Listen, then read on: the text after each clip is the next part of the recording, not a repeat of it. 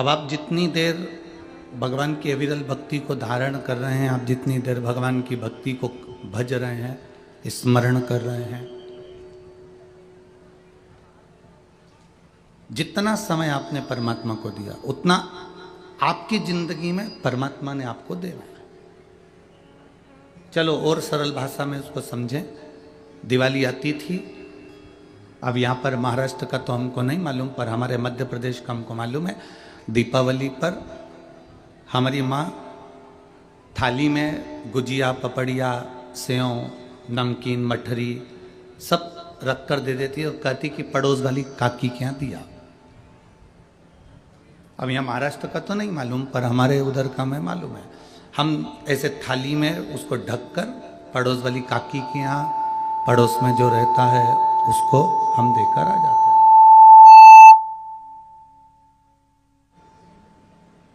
पड़ोस में जो रह रहा होता है हम उसको दे देते। अब पड़ोस में जो रहता है उसको हमने दिया। अब वो जो काकी के हम जो प्लेट भर कर सामान देकर आए ना, फिर वो काकी भी क्या करती थी, जम के तो बोलो जरा, वो भी प्लेट भर कर हमारे यहाँ भेजती थी। आपने देखा है कि नहीं देखा? सबने देखा है ना। ये अपना स्वयं के अनुभव से हम आपको समझाने का प्रयास करें। हमने काकी जी के यहाँ दिया तो काकी जी ने हमारे यहाँ दिया, हमने बुआ जी के यहाँ दिया तो बुआ जी ने हमारे यहाँ दिया। शादी में गए, हमने अगर 500 का लिफाफा दिया तो उसने लिख के रखा और हमारे यहाँ की शादी में भी उसने 500 का लिफाफा दिया। अब इसी बात को हमें पकड़ कर रखना है कि हमने अगर भगवान का नाम लिया है, भगवान का नाम जाप किया है, भगवान की अविरल भक्ति धारण करी है, भगवान का स्मरण किया है, तो ये मान कर चलना कि तुमने भगवान को समय दिया है तो परमात्मा भी तुम्हें एक ना एक दिन समय निकाल कर देगा ही, ये निश्चित है, पक्का।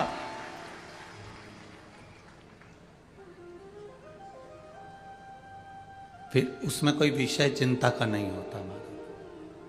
तेरे मंदिर में आना मेरा काम है और मेरी बिगड़ी बनाना तेरा काम। तेरे मंदिर में मैं आ ही गया, मुझे दर्श दिखाना तेरा काम। ये उस पर निर्भर कर रहा है। अब इतनी धूप पड़ रही है, इतनी गर्मी पड़ रही है, आपको लगता होगा कभी कभी कि गुरुजी माइक वाले को इतना चिल्लाते हैं या माइक वाले को इतना गुस्सा करते हैं। आज आप तो अंदर बैठे हो, कभी बाहर से आ रहे होते ना तो देखना 2 से 3 किलोमीटर दूर गाड़ियां रोकी गई हैं और 3 किलोमीटर दूर से बुजुर्ग माता अपने बच्चों का जब हाथ पकड़कर पंडाल में आती हैं तो उनका दर्द देखा नहीं जाता। कम से कम कथा सुनने का कम से कम मौका तो मिल जाए। वो इतनी दूर चलकर आ रही है और उसको कथा भी सुनने को नहीं मिले तो फिर तो बेकार जीवन क्यों आए हम यहाँ पर, और क्यों लाखों रुपए फिर माइक वाला लेता है अगर व्यवस्था नहीं दे पाते तो। जरा देखो, एक छोटे छोटे बच्चे 3-3 किलोमीटर दूर से ऐसे हाथ पकड़ पकड़ कर, बुजुर्ग जिसकी कमर झुक रही है और वो चली रही है, केवल उसको एक ललकता है, सियोर वाला महाराज के यहाँ पहुंच जाऊं, कथा सुनना है, मेरे को 5 मिनट बैठना। धूप नहीं देख रही, चलाती हुई धूप, बाहर जितने बैठे हैं जरा देखो उनका नज़ारा। लोग रोडों के किनारे बैठे हुए हैं कि केवल कथा सुनना। अब लोगों को लगता है कि महाराज जी माइक वाले को चिल्ला देते हैं, क्रोध कर देते हैं। ये एक समझने वाली विषय है कि क्यों कर रहे हैं। हमारा क्या है, हम तो ये कथा बाँचेंगे और फिर गाड़ी में बैठेंगे और अपने चले जाएंगे, पर मूल है आपका त्याग, मूल है आपका परिश्रम।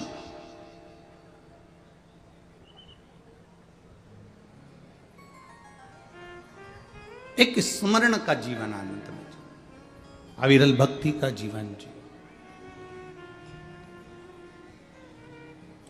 और तेरी कृपा बिना ना हिले एक भी अणु, लेते हैं श्वास तेरी कृपा से तनो तनो।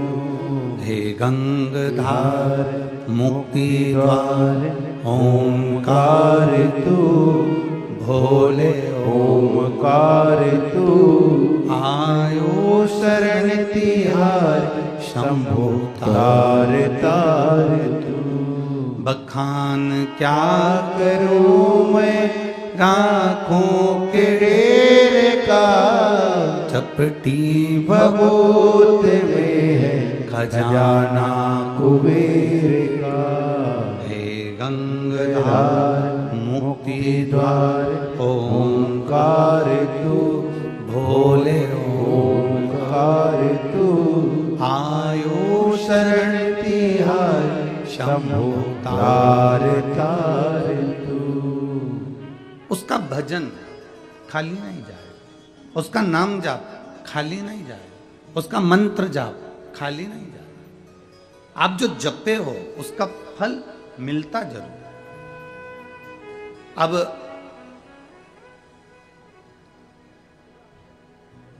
रोड के किनारे किनारे चलकर देखना, रोड के किनारे किनारे जितने पेड़ लगे होते हैं उन पेड़ों पर वन विभाग वाले कलर पोत देते हैं।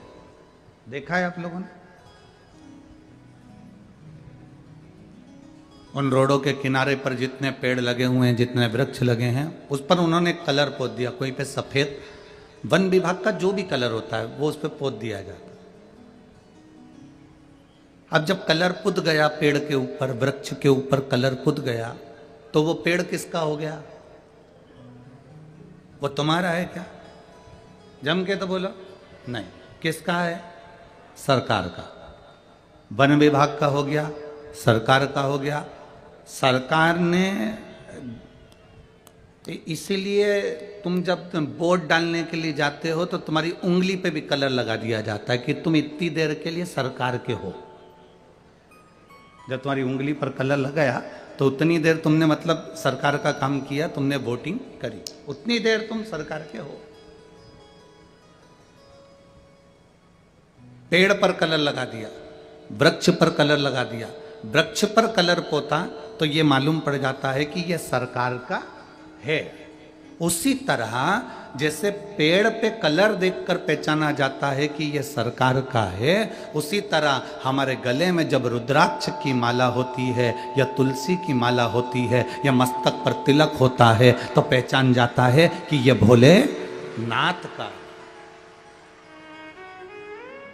पेड़ सरकार का है तो अपन भी उस सरकार के,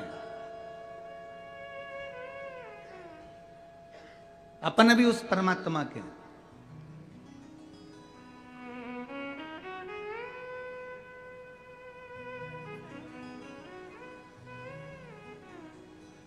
और जब अपन स्वयं परमात्मा के हो गए तो शिव पुराण कहती है एक बार किसी का होकर देखो, वो तुम्हारा होकर रहेगा।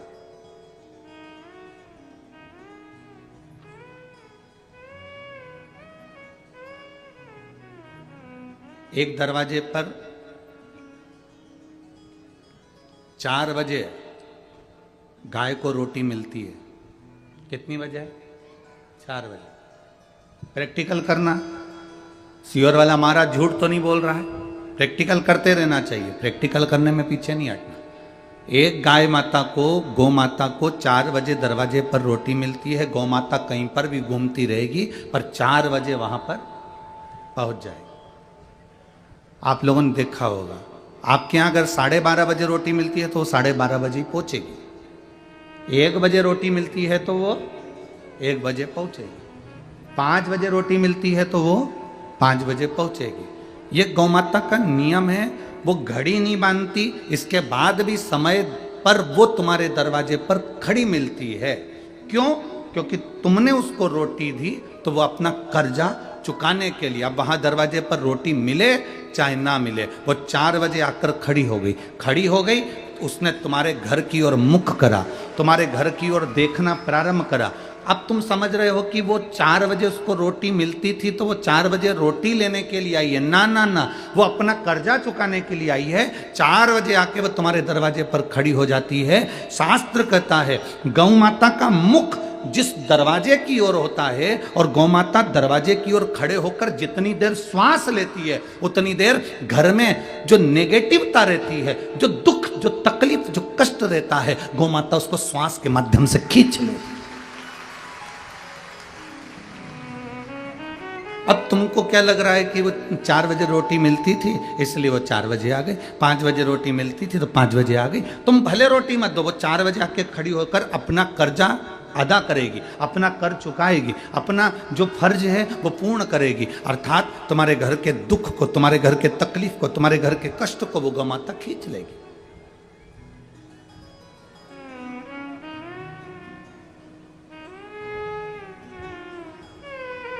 वो तुम्हारे दरवाजे से अपने आपके दुख को खींच कर ले जा रही है, वो आपके कष्ट को खींच कर ले जा रही है।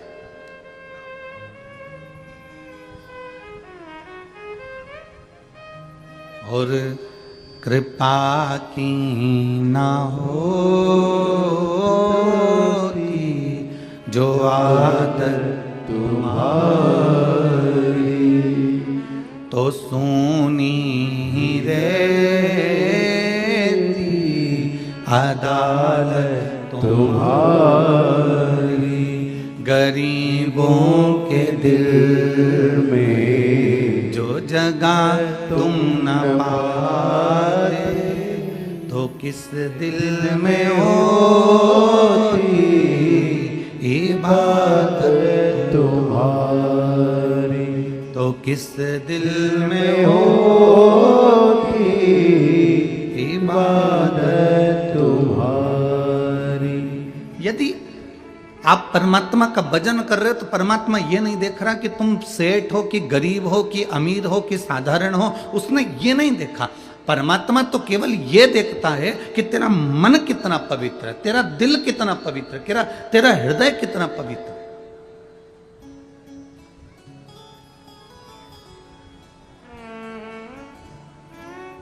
ए मेरी वनी की जीजियों और मेरे वनी के जीजाओं, बहुत सावधानी से सुनना। घर में मंदिर बनाना सरल है। पत्थर का खरीद लाओ रख दो, लकड़ी का खरीद लाओ रख दो, फर्नीचर का बना लो तैयार कर लो। घर में मंदिर बनाना सरल है, शिव पुराण कहती है दिल को मंदिर बनाना कठिन है। घर में मंदिर बनाना सरल है पर दिल में मंदिर बनाना कठिन है। इस दिल में मंदिर नहीं बन पाता।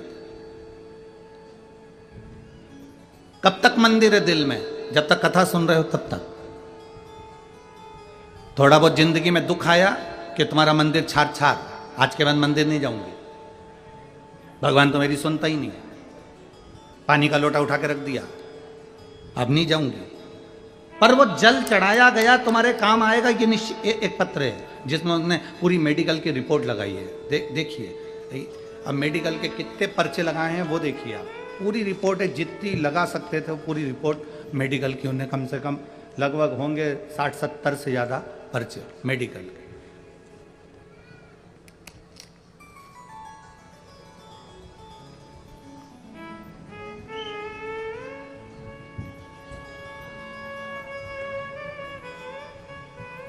सो मनीषा प्रफुल्ल खंडालकर, निवासी मांडली, तहसील बरोरा, जिला चंद्रपुर।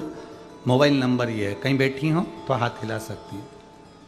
आप ही हैं? ऐसा हाथ हिला दो एक बार। श्री शिवाय नमस्तुभ्यं। एक बार वापस हाथ हिलाओ। सो मनीषा प्रफुल्ल खंडालकर, निवासी मांडली, तहसील बरोरा, जिला चंद्रपुर। मेरा मोबाइल नंबर ये है। मेरे पति की तबीयत अचानक खराब हो गई। गुरुजी मैं उनको नागपुर न्यू इरा हॉस्पिटल लेकर गई। वहाँ जांच के बाद पता चला कि मेरे पति का लीवर पूर्ण तरह से खराब हो गया है, ऑपरेशन करना होगा। ऑपरेशन का खर्चा लगभग 35 लाख रुपए बताया गया। गुरुजी 90% लीवर खराब हो गया था। आप लोग पर्चा, आप लोग जो पत्र है इसको टीवी चैनल पर पढ़ भी रहे होंगे। खर्चा 35 लाख रुपए बताया गया। गुरुजी 90% लीवर खराब हो गया। मेरे पास दुख का पहाड़ आन पड़ा। तभी मेरी जेठानी नागपुर से शिव पुराण कथा सुनने गई। नागपुर में जब शिव महापुराण की कथा चल रही थी तो वो सुनने के लिए गई और वहां से उस समय पर किसी कारणवश उनका व्यासपीठ पर जाना हुआ और व्यासपीठ के बेलपत्र वो मांगकर लेकर आए। वो बेलपत्र पूरी तो उनको नहीं मिल पाई थी क्योंकि आपके यहाँ व्यासपीठ पर भीड़ बहुत थी, तो बेलपत्री का केवल एक पत्ता उनको मिला था, उसमें से आधा पत्ता उन्होंने मेरे को दिया। अब आधा पत्ता जो प्राप्त हुआ, जेठानी ने वो पत्ता मुझे दिया आधा और आधा खुद ने रखा और कहा ये भैया जी के शरीर पर ये बेलपत्री का पत्ता रखवा देना या उनके पास में रख देना, बाबा अच्छा कर देगा। मैं शिव पुराण की कथा सुनकर आई। हमने कहा वो वेंटिलेटर पर पड़े हुए हैं, अंदर जाने नहीं देंगे, उनका लीवर पूरी तरह से डैमेज हो चुका है, 90% काम कर रहा है और डॉक्टरों के हिसाब से पूर्ण तरह से शरीर बेकार हो चुका है। मेरी जेठानी ने कहा क्यों चिंता करते हो? सीहोर वाले महाराज ने रात्रि को 9:15 का एक उपाय बताया है। वो 9:15 वाला उपाय रोज करना प्रारंभ करो, मेरा विश्वास कहता है कि ये ठीक होंगे। हमने रुद्राक्ष मंगवाया, उसका पानी रुमाल गीला कर कर दे देते और वेंटिलेटर पर उनके शरीर पर लगा देते। वो आधा पत्ता जो बेलपत्री का था वो उनके पलंग पर उनके पास में डॉक्टर से पूछ के रखवा दिया गया। रात्रि के 9:15 वाला उपाय करना प्रारंभ करा। जिस दिन हमने पत्ता रखा उसके दूसरे दिन ही बाबा ने ऐसी कृपा करी कि वेंटिलेटर से उतारकर उनको आईसीयू में लाकर भर्ती करा। जब आईसीयू में भर्ती करा तब हमारा विश्वास और जागृत हो गया। फिर हमने 9:15 वाला उपाय करना प्रारंभ करा जो रात्रि का आपने बताया है, वो करना प्रारंभ करा और रुद्राक्ष का पानी उनके शरीर पर लगाना प्रारंभ करा। अब आईसीयू में हम भी जा सकते थे, उनको बूंद बूंद पानी देना प्रारंभ करा। बाबा की कृपा से आज उनका लीवर फिर काम करना प्रारंभ कर दिया और उनका लीवर पूर्ण तरह से काम कर रहा है। मैं बाबा को धन्यवाद देती हूँ। साथ में मैं श्रीमती श्रद्धा जायसवाल जी को और उनके हस्बैंड श्री राजकुमार जी जायसवाल जी को भी धन्यवाद दे रही हूँ कि जिन्होंने शिव महापुराण की कथा यहाँ करवाई और हमको सुनने का मौका दिया। साधुता है आपको, बैठिए। श्री शिवाय नमः, एक हाथ हिला दो। श्री शिवाय नमस्तुभ्यं। अब ठीक है बाबू, घर आ गए, आनंद, बैठिए। शंभु है, शिव है। एक विश्वास, एक भरोसा, एक दृढ़ता।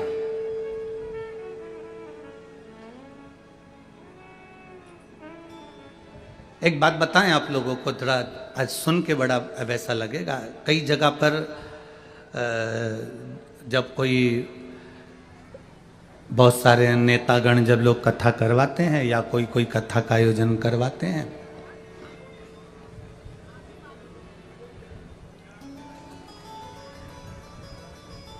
कोई भी कई लोग कथा करवा, अब यहाँ तो हमने नहीं देखा, राजकुमार जी आपके हमने ये नहीं देखा, पर कई जगह कथा करवाते हैं तो जो उनके मिलने वाले आते हैं उनको डालने के लिए रुपट्टा दिया जाता है।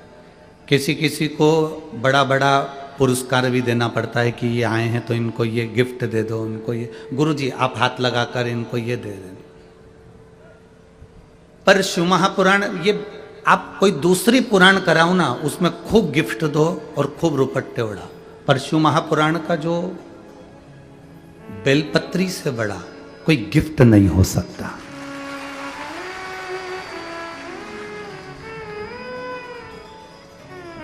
शिव महापुराण का इस बेलपत्र से बड़ा कोई गिफ्ट नहीं हो सकता। अगर आपके पास गीता प्रेस गोरखपुर की शिव महापुराण की पुस्तक हो, पोथी हो, पुराण हो, तो घर पर जाकर पढ़ना। उसके विद्येश्वर संहिता को पढ़िए, रुद्र संहिता को पढ़िए, उसके उमाखंड को पढ़िए। उसमें वर्णन करा, जब कौमार खंड को पढ़ो या उसमें आप चरित्र पढ़ेंगे तो उसमें वर्णन आता है कि जब तुमरुक्का चंचुला देवी जब कथा पूर्ण सुन लेती है अपने पति बिंदुक के लिए और शंकर पार्वती उसके यजमान बनते। शिव पार्वती उसके यजमान है और यजमान बनने के बाद जब पुराण पूरी हो जाती है, पूरी, तो शंकर भगवान से तुमरुका जी कहते हैं कि इस पुराण के लिए आप कुछ कहेंगे नहीं? शंकर भगवान ने कहा, इस पुराण पर मैंने प्रतिदिन बेलपत्र समर्पित करी। सुनो तुमरुका जी, ये बेलपत्र किसी औषधि से कम नहीं होगी और विराम दिवस की जो बेलपत्र होती है वो कुबेर के खजाने से कम नहीं होती है। ये स्वयं शिव महापुराण के गीता प्रेस गोरखपुर की पुराण लेकर आओ, उसको पढ़ो, उसमें स्पष्ट लिखा हुआ है।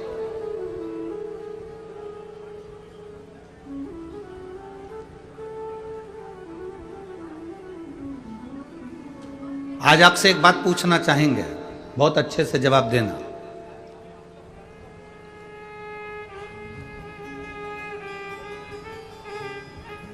आप किसी के यहां जाएं, शादी में, फंक्शन में,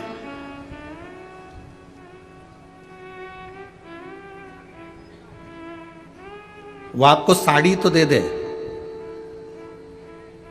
सुंदर सुंदर कपड़े भी दे दे, और मीठी वाणी ना दे, अच्छे से बोले ना, सम्मान ना करे, सत्कार ना करे, तो तुम्हें साड़ी अच्छी लगेगी? जम के तो बोलो। नहीं। कपड़े अच्छे लगेंगे? नहीं। अगर वो साड़ी नहीं भी दे, कपड़े नहीं भी दे, और मिठास से भरी हुई वाणी प्रदान कर दे, तो तुम्हें कपड़े की भी जरूरत नहीं पड़ेगी और जेवर की भी जरूरत नहीं, केवल मीठी वाणी।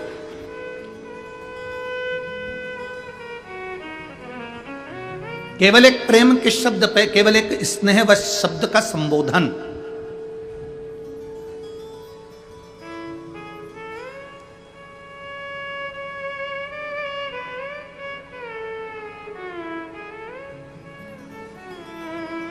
एक स्नेह व शब्दों का संबोधन मूल है। हमको बड़ा अच्छा, आज भी हमने देखा, कल भी हमने देखा, राजा भैया के हम वहाँ पर सुबह सुबह घूमने का क्रम कर गए, तो घूम रहे थे, तो हम 2-1 दिन से देख रहे थे, वो श्रद्धा बेटी बाहर आती हैं, वो जीजी भाई, और वो काम वॉचमैन खड़े रहते हैं या चौकीदार खड़े रहते हैं, तो उनसे कह देती हैं, अब तुम थक गए होगे, सो जाओ, बैठ जाओ थोड़ा, हम जग गए हैं, तुम सो जाओ, बैठ जाओ।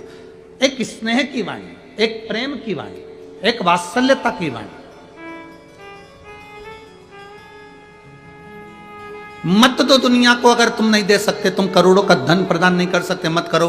तुम भंडारा नहीं कर सकते, मत करो। तुम दुनिया को कम्बल कपड़ा नहीं दे सकते, मत दो, पर कम से कम मीठी वाणी तो बोलो। वाणी ऐसी बोलिए जो मन का आपक होए, पर आज के जमाने में वाणी ऐसी बोलिए जो जम के झगड़ा होए, पर उससे मत बोलिए जो तुमसे तगड़ा होए। तो वाणी तो मिठास से परिपूर्ण होना चाहिए, प्रेम की वाणी होना चाहिए। पर आज के जमाने में लोगों को वाणी बोलना आती कहाँ। एक राजा ने एक महल बनाया, बड़ा सुंदर महल बनाया, और नगर के सेठ जी को बुलाया। नगर के सेठ जी को बुलाकर कहा कि महाराज, मैंने, सेठ जी देखो मैंने महल बनाया, कैसा बना? सेठ जी ने महल देखा, बड़ा सुंदर महल है, बहुत सुंदर, बहुत सुंदर। सेठ जी ने कहा महाराज महल तो अच्छा बना लिया, पर महल का दरवाजा छोटा रख दिया। राजा ने कहा दरवाजे से क्या होना है? नहीं महाराज, दरवाजा छोटा रख दिया, जब तुम मरोगे तो तुम्हारी अर्थी कैसे निकलेगी? राजा को गुस्सा आ गया, मेरे तो महल का मुहूर्त और ये मेरी अर्थी निकाल रहा। राजा ने दूतों को बुलाया, इसको बंद कर दो। उसको कारागार में बंद कर दिया। थोड़ी देर बाद उसकी पत्नी आ गई, महाराज मेरा पति आया था। राजा ने कहा तेरे पति को बोलने के लक्षण नहीं है क्या कि इतना अच्छा महल बनाया, दरवाजा छोटा रख दिया? जब राजा तू मरेगा तो तेरी अर्थी कैसे निकलेगी? इतने में पत्नी बोली, अब मेरे पति को क्या करना, अर्थी कैसे निकलेगी? राजा को काट काट के निकाल देंगे। अब तो राजा को चक्कर आने लगे, बताओ मेरी दशा बिगाड़ रही। राजा ने दूतों को बुलाया, इसको ही बंद करो, उसको ही बंद कर दिया। थोड़ी देर बाद उसका बेटा आ गया। बेटे ने आकर कहा महाराज मेरे माता पिता आए थे। राजा ने कहा तेरे पिताजी को बोलने के लक्षण नहीं क्या कि इतना अच्छा महल बनाया, दरवाजा छोटा रख दिया, जब तू मरेगा तो तेरी अर्थी कैसे निकलेगी? और तेरी माँ में तो और बोलने के लक्षण नहीं है, इतना विचित्र बोलती है कि राजा की अर्थी निकालने की क्या जरूरत है, काट काट के टुकड़े करके निकाल देंगे। इतने में लड़का बोला महाराज मेरे ना तो बाप को बोलना आता है ना मेरी माँ को बोलना आता है, उनको क्या करना, अर्थी कैसे निकालेंगे? राजा को अंदर ही जला देंगे।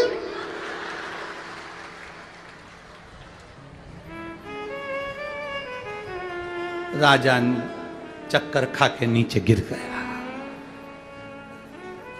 इतने में उनके गुप्तचर ने कहा जिसके खानदान में मीठा बोलने की आदत नहीं, वो कभी जिंदगी में मीठा नहीं बोल सकता। ये बहुत बड़ी क्वालिटी होती है। मनुष्य बोलना तो सीख जाता है, पर आखिरी तक भी ये नहीं सीख पाता कि बोलना कैसे है, शब्दों का संबोधन कैसा हो।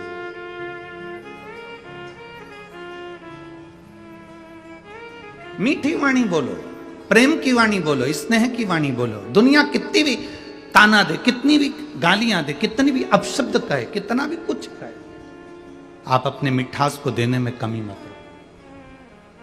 प्रेम दोगे, प्रेम मिलेगा। नफरत दोगे, नफरत मिलेगी। भजन दोगे, भजन मिलेगा। भोजन दोगे, भोजन मिलेगा। जल दोगे, जल मिलेगा। और एक बात बहुत पक्की है, पेड़ के नीचे पानी डाला जाता है तो वृक्ष बड़ा होकर छाया देता है, फल देता है, पत्ती देता है, फूल देता है। उसी तरह शंकर के शिवालय में शिव जी के ऊपर एक लोटा जल डाला जाता है तो वो भी अपनी छत्र छाया में तुम्हें रख लेता है।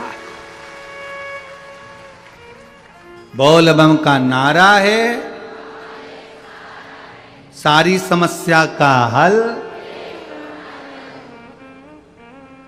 वो भी तुमको रख लेता।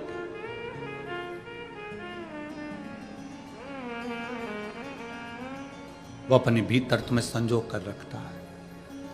और मैंने तेरे ही भरोसे बाबा, तेरे ही भरोसे हवा बिच उड़ती जावांगी बाबा, डोर हटो छठीला मैं कटी जावांगी।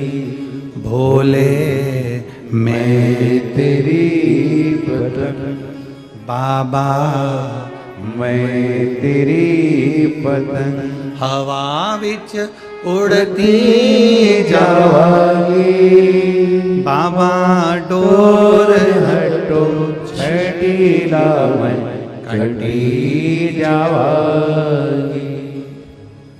हम जब उसके करीब पहुंच गए तो वो हमारा हो गया, हम उसके हो गए।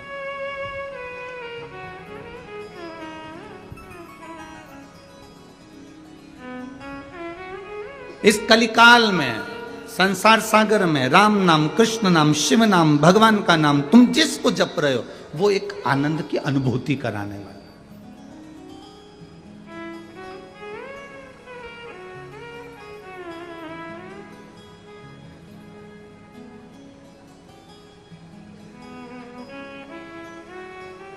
वो एक आनंद की अनुभूति कराने वाला। जाया करो, शिव के दरवाजे पर जाने से कभी मुख मत मोड़ो। तुम ये मत सोचना कि अभी हमारा काम नहीं हो रहा। कई लोग कहते हैं गुरुजी पशुपति व्रत करना है, कौन सा मुहूर्त अच्छा रहेगा। कई लोग कहते हैं गुरुजी 16 सोमवार का व्रत करना है, कौन सा मुहूर्त अच्छा रहेगा। कई लोग कहते हैं गुरुजी सोमवार का व्रत प्रारंभ करना है, कौन सा मुहूर्त अच्छा रहेगा। कोई कहता है मुझे शंकर जी के मंदिर जाना प्रारंभ करना है, कौन सा मुहूर्त अच्छा रहेगा। शिव महापुराण की कथा में वर्णन किया गया कि शंकर के मंदिर में, शंकर के गृह में, शंकर के मंदिर शिवालय में, देवालय में, शिव पुराण में, शंकर की स्तुति में, शंकर के अनुमोदन में, शंकर के भजन में मुहूर्त नहीं देखा जाता, क्योंकि शंकर काल अधिपति महाकाल है। उसने समय बनाया है तो वो मुहूर्त खुद बनाता। सारी पुराण, जितनी पुराण होती है उसमें मुहूर्त देखा जाता है। रामायण बिठाना है, मुहूर्त देखना पड़ेगा। भागवत बिठाना है, मुहूर्त देखना पड़ेगा। शिव महापुराण बिठाने के लिए कोई मुहूर्त नहीं देखा जाता।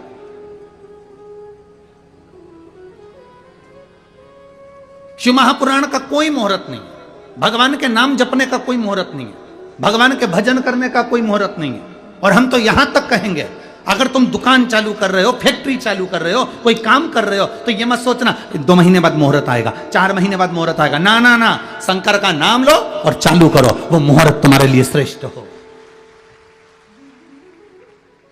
विलंब नहीं करना है हमें देरी नहीं करना, हमें तो तुरंत भगवान का नाम लेना है, शंकर का नाम स्मरण करना है। बोल बम का नारा है, वाह वाह, भगवान का नाम लेकर, शंकर का नाम लेकर, विश्वनाथ का नाम लेकर, सोमेश्वर का नाम लेकर हमें वो कार्य पूर्ण कर दे। हम मुहूर्त का इंतजार क्यों करें?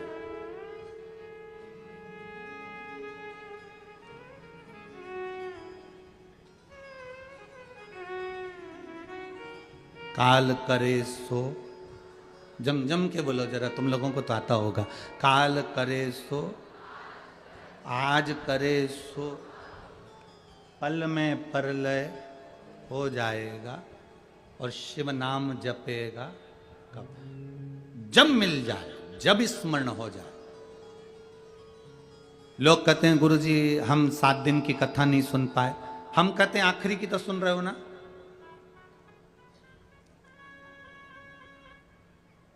हम आखिरी दिन भी नहीं आ पाए और बीच में आ जाए, जो तुम्हें समय मिले, जैसा तुम्हें समय मिले। गुरुजी टीवी के सामने भी हम इतनी देर नहीं बैठ सकते, तो हम चलते फिरते सुन ले, बिल्कुल। कौन ने मना करा? यमराज आएगा तो ये देखकर आएगा कि तू सोफे पे बैठी है। बोलो, यमराज जी कहेगा कि तू रोटी खा ले, इसके बाद लेकर चलूंगा? यमराज जी कहेगा कि तू गाड़ी में से उतर जा, इसके बाद लेकर चलूंगा?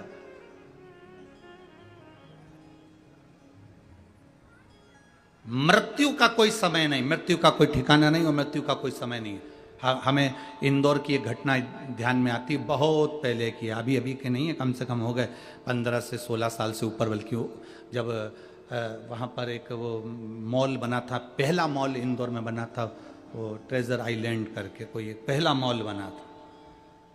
और पहला मॉल बना था और उस मॉल के पास सामने गाड़ी खड़ी हुई थी, और महिला का जो पति था वो मॉल में गया था, महिला अंदर बैठी हुई मोबाइल चला रही थी और एसी में बैठी हुई थी, कांच बंद था, इधर का भी कांच बंद, इधर का भी कांच बंद, इधर का भी कांच बंद, सब बंद। वो मोबाइल चला रही थी। 2 बैल कोई दूसरे चौराहे पर लड़े थे। उसका एक बैल दौड़ता दौड़ता आया और गाड़ी के कांच में से सींग को महिला के पेट में मार दिया और उसी समय उसके प्राण छूट गए। मौत 7 ताले में भी बंद हो जाओ तो भी आना निश्चित है।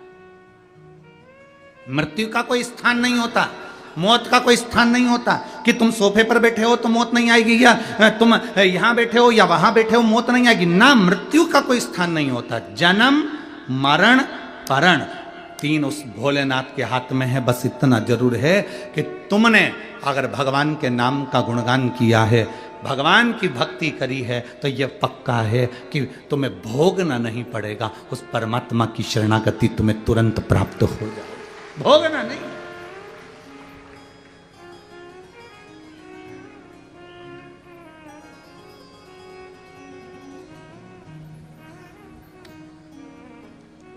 आप लोगों में से कोई कभी किसी हॉस्पिटल में, ऐसे हॉस्पिटल में गए हो जिस हॉस्पिटल में जाने पर अगर आप दर्द का दर्शन करेंगे तो शायद आप भी कहेंगे इनकी मृत्यु क्यों नहीं आ जाती।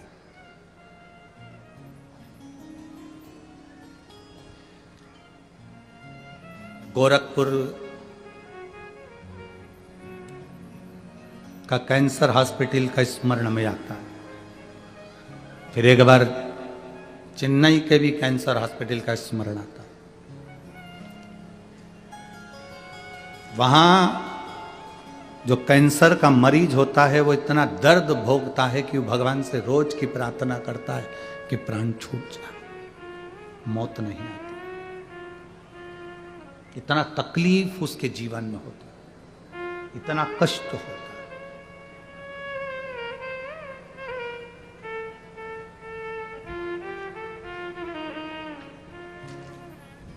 परिवार के लोग हमसे कहते हैं गुरुजी कोई उपाय। हम उनसे एक ही बात कहते हैं, देखिए उपाय तो बस केवल एक है, 1 लोटा हम शंकर को समर्पित करें, रुद्राक्ष को तांबे के कलश में गलाकर शिव जी को चढ़ाकर उसका जल जितना आप पी सकते हैं, 2 बूंद 4 बूंद शरीर पर लगा सकते हो, वो आपको सुख देगा। इस पत्र में इस बहन ने रिपोर्टें लगाई और साथ में नीचे लिख दिया,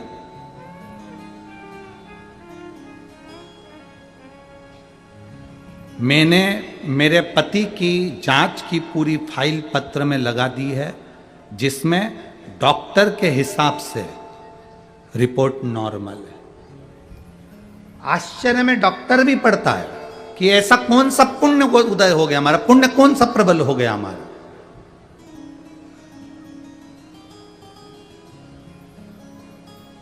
यह जरूरी नहीं कि दुख आएगा तब आप लोटा लेकर भगवान के मंदिर जाएंगे, तकलीफ आएगी तब आप भगवान के मंदिर जाएंगे ना। शिव महापुराण की कथा कथी अपने घर के बच्चों की आदत बना दीजिए।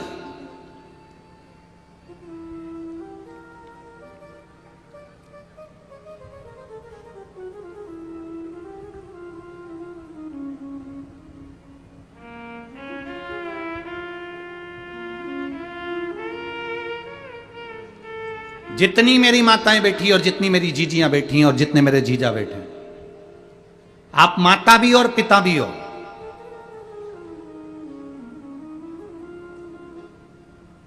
माता किसको कहते हैं? केवल बच्चे को जन्म देने वाली, केवल बच्चे को पाल पोस कर बड़ा करने वाली, केवल बच्चे को स्तनपान कराने वाली, केवल बच्चे को भोजन कराने वाली, केवल बच्चे को कपड़े पहनाने वाली, इसको क्या माता कह देंगे? नहीं। शिव महापुराण की कथा कहती है माता पार्वती से सीखना, माता पार्वती को माता कहते हैं। माता का मतलब होता है निर्माता, माता का मतलब होता है निर्माता। निर्माता से मतलब है अपने बच्चे का ऐसा निर्माण करो, अपने बच्चे को ऐसा संस्कार बना दो, अपने बच्चे का ऐसा निर्माण कर दो कि तुम्हारे बच्चे को पलट कर देखना ना पड़े।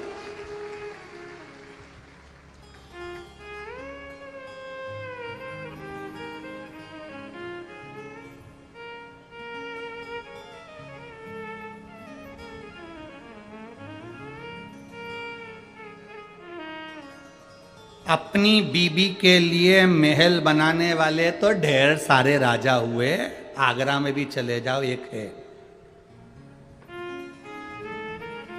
ठीक है। अपनी बीबी के लिए महल बनाने वाले ढेर सारे राजा होंगे, पर अपनी मां के लिए स्वराज वापिस लाने वाला तो केवल एक छत्रपति शिवाजी ही था।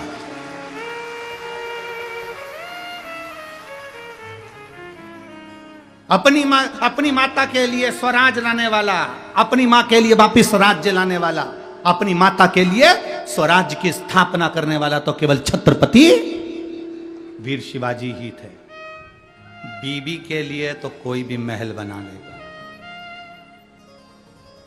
बीबी के लिए महल बना लेना सरल बात, कोई भी पर अपनी माता के लिए स्वराज, अपनी माता ने कह दिया कि मुझे ये चाहिए, मतलब ये मेरा महल मुझे चाहिए तो चाहिए।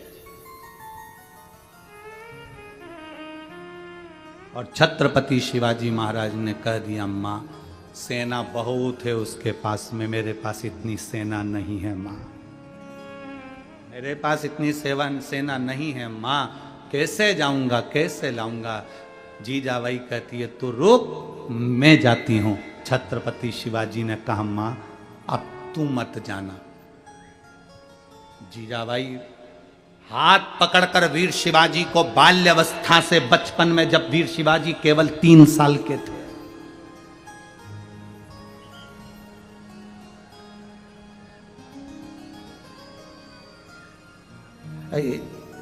हमेशा कथा जैसे यहाँ काशी शिव महापुराण कथा चल रही है, कभी कोई शिव पुराण कथा होती है, एक बार मन है इसी महाराष्ट्र की धरा पर एक बार वीर शिवाजी शिव महापुराण की कथा कर भी जाऊंगा। छत्रपति वीर शिवाजी शिव पुराण की कथा भी इस पवित्र भूमि पर महाराष्ट्र की, और प्रयास करेंगे जहां शिवाजी महाराज का समय अधिक बीता होगा, जहां उनका जन्म काल, जहां उनका राजपाट का स्मरण हुआ होगा, वहीं उसी भूमि पर प्रयास करेंगे कि एक बार छत्रपति वीर शिवाजी शिव महापुराण का कथा का भी स्मरण किया। 3 वर्ष की आयु थी वीर शिवाजी महाराज की, मात्र 3 वर्ष की आयु, और छत्रपति वीर शिवाजी 3 वर्ष की आयु में मां का हाथ पकड़कर शंकर के शिवालय जाकर लोटा भर के जल चढ़ाते थे। मां निर्माता है, माता माता नहीं, माता जम के बोलो जरा, निर्माता है। अपने बच्चे को तुम्हें क्या बनाना है ये तुम्हारे ऊपर निर्भर करता है।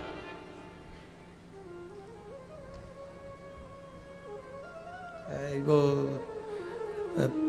पहले सर्कस में शेर आते थे, तुमने देखे? अरे बोलो तो जम के। ऐसा बड़ा बड़ा पिंजरा चलता था, उसमें शेर आते थे और शेर फिर करतब दिखाते थे। अब सर्कस में शेर आते हैं? नहीं। क्यों नहीं आते? भारत सरकार ने उस पर बैन लगाया, वन विभाग ने उस पर बैन लगाया कि सर्कस में शेर नहीं होना चाहिए, इन शेरों को छुड़वाओ जंगल में। जितने सर्कस के शेर थे उनको जंगल में छुड़ाया गया। उनके गले में एक सिम डाली गई, कैमरा लगाया गया। जितने जंगल में शेर छोड़े गए थे, कुछ दिन बाद वो सारे के सारे शेर मर गए। पता लगाया इन शेरों को किसने मारा, मालूम पड़ा कुत्तों ने मार दिया। शेर को किसने मारा? कुत्तों ने। अरे कैसी बेवकूफों जैसी बात करते हो। वन विभाग अधिकारियों ने कहा कुत्ता क्या शेर को मारेगा? तब वन विभाग वालों ने कहा कुत्तों ने शेर को इसलिए मारा क्योंकि शेर पिंजरे में रहता वहीं खाता, वहीं पीता, वहीं पड़ा रहता, तो शिकार करना बंद कर दिया तो, और कुत्तों ने उसका शिकार कर लिया।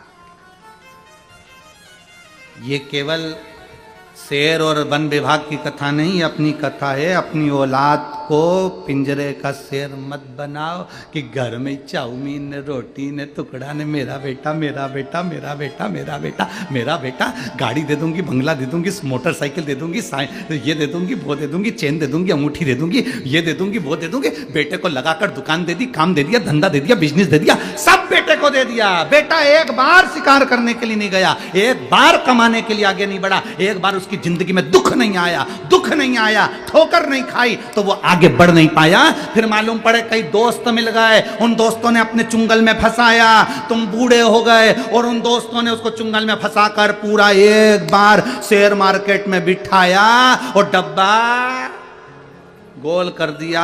अब रो रहा है, मैं क्या कमाऊं, मैं तो बड़ा दुखी हो गया। महाराज जी पत्रिका देखकर बता दो, मेरी जिंदगी में सुख कम आएगा। महाराज क्या करे पत्रिका का? तुमने अपने बेटे को केवल पिंजरे का शेर बनाया था। अगर आप अपने बेटे से कह दो मेरी दौलत मत देखना, मेरा धन मत देखना, मैं नहीं दे सकती, मेरा मन पड़ेगा मैं उसको दूंगी, इसलिए मेरा निवेदन है तू अपनी कमाई करना खुद चालू कर। जब वो जंगल का शेर बनेगा, शिकार करना प्रारंभ करेगा, जब वो जंगल का शेर बनेगा, कमाई करना प्रारंभ करेगा, जब वो जंगल का शेर बनेगा, ठोकरें खाएगा, लोगों से जाकर भिड़ेगा, तब जाकर कुछ कमा कर लाएगा, तो उसको कमाई का भी अंश मालूम पड़ेगा कि 1 रुपए की कीमत क्या होती है।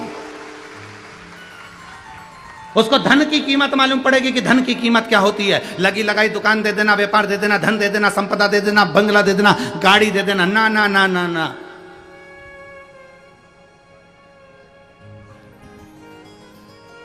अपनी जिंदगी में कुछ अच्छा करने का प्रयास। मैं राजा भैया आपको धन्यवाद दूंगा, श्रद्धा बेटी आपको भी धन्यवाद दूंगा। आपने अपनी जिंदगी में अपने धन का सदुपयोग करा। बनी में करोड़पति बहुत सारे होंगे, ढेर धन होगा, ढेर संपदा होगी, पर जोड़ जोड़ के केवल बच्चों को दिया। कभी जीवन में एक बार सत्कर्म नहीं कर पाए। कम से कम बनी का इतिहास रच दिया आपने, शिव पुराण की कथा करवा, ये बनी का इतिहास रच दिया कि बनी जैसे क्षेत्र में भी शिव महापुराण की कथा हो सकती है, कोयले की इस खदान में भी हीरा प्रकट हो सकता है। ये बनी के इतिहास में तुमने सिद्ध कर दिया। जोड़ा जोड़ा जोड़ा जोड़ा। हम तो ये भी नहीं कहते कि तुम किसी महाराज को दे दो, हम तो ये भी नहीं कहते कि तुम किसी को दो, हम तो ये कहते हैं अपने ऊपर तो खर्च करो, अच्छा खाओ पियो मौज करो। तुम्हारा बेटा एप्पल का मोबाइल लेके घूम रहा है, तुम्हारा बेटा कौन सी बुलेट आती भट भट फटाका फोड़े, कौन सी रे हैं, कौन सी कंपनी की है? रॉयल कंपनी का। हाँ, ना जाने कौन कौन सी कंपनी की बुलेट लेके घूम रहा, 1.5 लाख की। और पिताजी ने मालूम पड़ा कपड़े उतारे तो बनियान में 40 छेकड़े।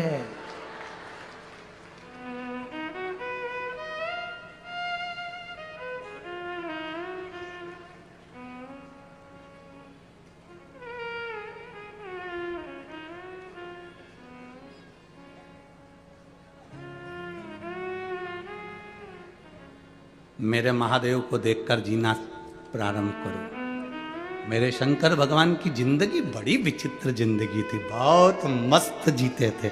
उनके चेहरे पे कभी उदासी रही नहीं। मेरे भोलेनाथ जी के जितने फोटो देखोगे उसमें हल्की सी मुस्कुराहट देखोगे, वो हंसता ही रहता है। कई लोग हमसे भी कहते हैं तुम कथा करते करते दांत क्यों दिखाते रहते हो? तुम्हारी एक भी फोटो ऐसी नहीं आई जिसमें तुम्हारे दांत नहीं है।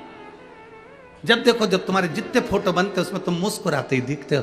तो यहाँ तो रामचरित मानस में कोई यशोदा जी, कौशल्या मैया राम जी से कहती है, माता पुनि बोली सोमति डोली तजौताते अरूपा की जैसे सुलीला ति प्रिय शीला यह सुख परम अनुपा। माता कौशल्या कर रही सुनी वचन सुजाना रोदन ठाना। कौशल्या जी राम जी से कह रही हैं कि राम तुम रो। राम जी कहते हैं माँ मैं भगवान, मैं काय को रो। कौशल्या जी कहती हैं पृथ्वी पर जो जन्म लेता है उसको रोना पड़ता है, बच्चा नहीं रोता तो डॉक्टर सिस्टर चिमटी मार ठोक कर रुलाते हैं। जन्म के समय पर बच्चे को रोना जरूरी है। क्यों रुलाते हैं? क्योंकि आज से रोएगा तो मरेगा तब तक रोना पड़ेगा, इसलिए रो। पर शिव महापुराण रोना नहीं सिखाती, इसलिए तो शंकर भगवान अजर अमर है।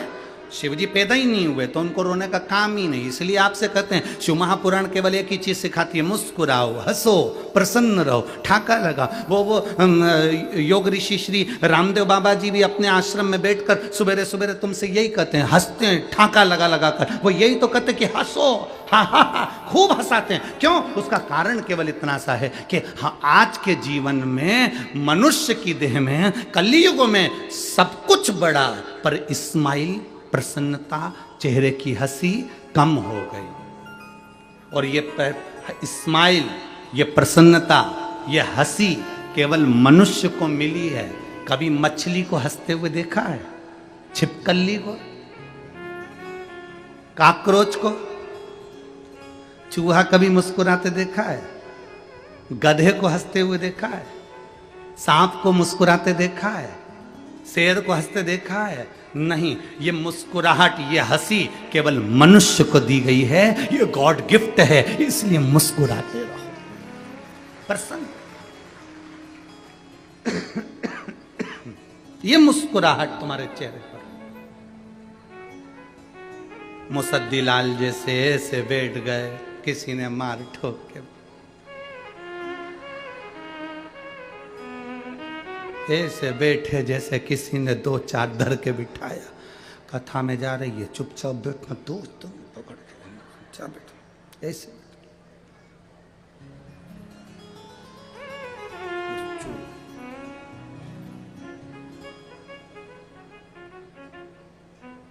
तुम्हारी कोई बेस्ट फ्रेंड भी अगर ऐसी रहे ना, मुसद्दी लाल जैसी, तो तुम ऐसी बेस्ट फ्रेंड से तो वो क्या कहते हैं, ब्रेकअप कर लो। ऐसी बेस्ट फ्रेंड किस काम की जो मुस्कुराए नहीं तुम्हारी? है? क्या करे? सबसे बड़ा आभूषण है चेहरे का। तुम कितने भी अच्छे कपड़े पहन लो, अगर तुम्हारे चेहरे पर मुस्कुराहट नहीं है तो कोई मतलब की नहीं है।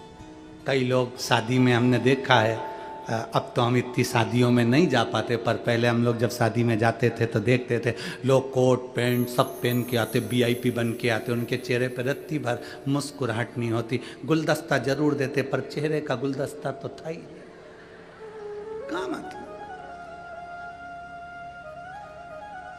बड़े बड़े ऑफिसरों को हमने देखा है, बड़े बड़े ओहदे पर बैठते हैं, बड़े बड़े मिनिस्टर, मंत्री, कोई कलेक्टर ऑफिसर, कोई बड़े बड़े बहुत सरकारी नौकरी के बड़े बड़े ऑफिसर देखो, उनके चेहरे पर कभी स्माइल नहीं रहती, वो हंसते ही नहीं है। हमने एक बार पूछ लिया क्यों नहीं हंसते, तो क्या गुरुजी हंसो तो फंसो। हम अगर हंस देंगे तो हमारे छोटे वाले ऑफिसर को हमारा काम करना पड़ेगा, इसलिए हम उनके सामने हंसते ही नहीं। पर मुस्कुराहट जरूरी है, चेहरे पर हंसी जरूरी है, प्रसन्नता जरूरी है, और वो बहुत जरूरी है, बहुत जरूरी। तेरे दरबार की बाबा निराली शान देखी है, तेरे दरबार की बाबा निराली शान देखी है। तुझे देते नहीं देगा पर झोली भरी देखी है। तुझे देते नहीं देगा पर झोली भरी देखी है। मुख दुनिया मोड़ेगी बाबा तू मुखड़ाना मोड़े, मुख दुनिया मोड़ेगी बाबा तू मुखड़ाना मोड़े। मैनू लगी परीतीन बाबा तू वेना। प्रीत लगाओ परमात्मा से। अगर प्रीत परमात्मा से है तो मिलन होगा। एक मुस्लिम बेटी ने पत्र लिखा था कल की कथा में दिया था उसने।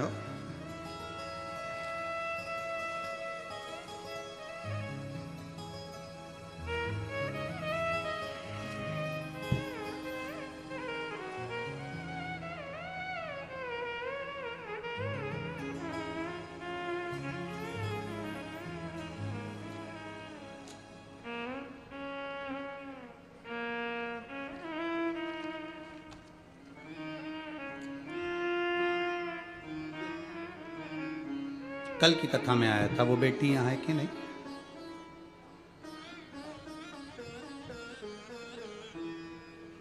निकिता वेदांत लाजेवर, मुकाम पोस्ट वणी, जिला यवतमाल। श्री शिवाय नमस्तुभ्यम। मैं एक मुस्लिम धर्म की हूं। मैंने सनातन धर्म के लड़के से वेदांत लाजेवार से विवाह किया है। कहीं बैठी है बेटी? आप ही हैं? आजा आजा बेटा। मैंने एक मुस्लिम धर्म से एक सनातन धर्म के लड़के से विवाह किया। वेदांत लाजेवार से मैंने शादी की है। मेरा ससुराल वालों ने मुझे अपना लिया और मेरा पूरा परिवार मुझे बहुत प्रेम करता। शायद मैंने सोचा भी नहीं था कि मेरे सनातन धर्म में आने के बाद मुझे इतना प्रेम मिलेगा, इतना स्नेह मिलेगा। मैं संपूर्ण सनातनियों को जय हिंद कहती हूँ, जय भारत। गुरुदेव, मैं एक लोटे जल का वर्णन करना चाहती हूँ। मेरा जो बचपन पहले निकला, मेरा जो समय निकला, उस समय पर हम सनातन हिंदू धर्म के किसी देवता से इतना लगाव नहीं था, क्योंकि हम मुस्लिम धर्म अपनाए हुए थे। गुरुदेव, मैं बाबा का क्या वर्णन करूं। शादी के कुछ समय बाद मेरे पति गलत संगत की ओर चले गए। तब मेरा और उनका झगड़ा होता था कि आप और हमारा विवाह हुआ है, हम और आप गलत संगत की ओर चले गए। ये देखते देखते मेरे पड़ोस में एक काकू रहती हैं। उन काकू ने मुझसे कहा, बेटा तू भले पूर्व में मुस्लिम धर्म में रही हो, पर तू अब सनातन धर्म में आ गई है, तो तू एक काम कर। सियोर वाला महाराज कहता है कि शिवजी पर एक लोटा जल चढ़ाना चाहिए। गुरुदेव, मैंने वो 5 वाली काकू के कहने पर महाशिवरात्रि का पूजन किया, पशुपतिनाथ का व्रत प्रारंभ किया। और गुरुदेव, मैंने पशुपतिनाथ का व्रत प्रारंभ कर शिवजी को 1 लोटा जल चढ़ाना प्रारंभ करा। आज तक मैंने भगवान का ऐसा चमत्कार नहीं देखा था। गुरुदेव, मेरा केवल एक व्रत पूर्ण हुआ और मेरे पति ने मदिरा पीना छोड़ दी। मैं बाबा को यहां प्रणाम करने के लिए। आज मैं धन्य हूँ। मेरे पति को भी मैं बहुत भाव से प्रणाम करती हूँ कि वो भी शिव के भक्त हैं और मैं भी शिव की भक्त हूँ, और मेरे जीवन का ये मेरा बड़ा फल प्राप्त करा। मेरा पूरा ससुराल, मेरा पूरा समाज और मेरा पूरा ससुराल आज मुझे बहुत आनंद में रखते हैं, और मेरे पति भी मुझे बड़े आनंद में रखते हैं। मैं साधुवाद देती हूँ। हर हर। आजा बेटा, दिल से सुनो, भाव से प्रार्थना करिए। जहाँ जगह मिले वहाँ बैठकर, इतनी इतनी दूर से आए हो, खड़े रहकर नहीं, बैठकर बाबा से अपने मन की बात करो।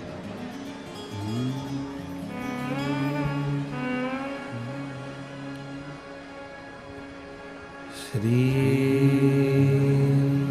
शिवाय नमस्तु। श्री शिवाय नमस्तु। श्री शिवाय नमस्तु। श्री शिवाय नमस्तु।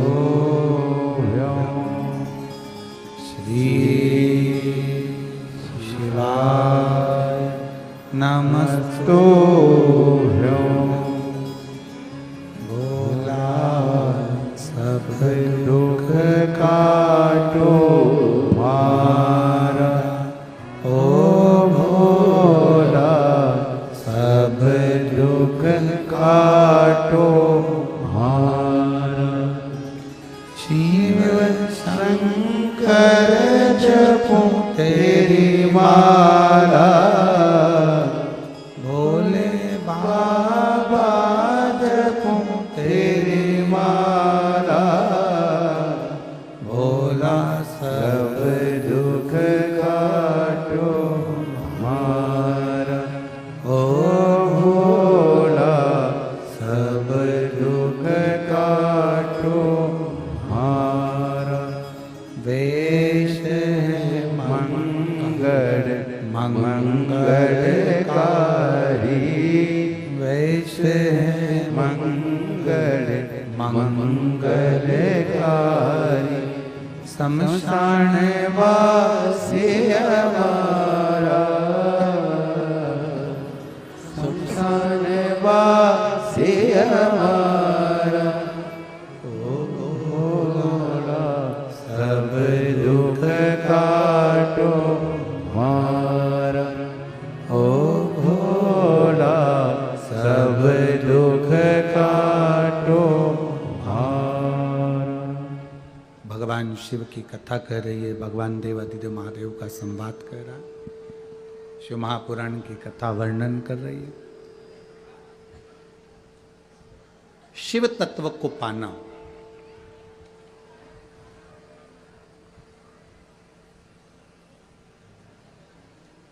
मां गंगा की धार से भगवान षडानंद कार्तिकेय जी की उत्पत्ति हुई। भगवान शिव के तेज पुंज से प्रकट हुए।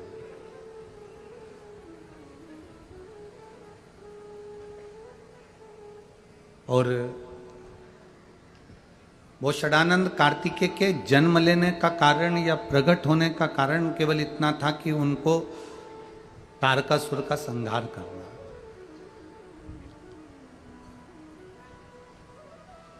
हमने पहले भी कथा में कहा, फिर कहते हैं कि आपके और हमारे जन्म लेने का कारण कुछ ना कुछ जरूर है। कोई ऐसा व्यर्थ में पैदा नहीं हुआ है।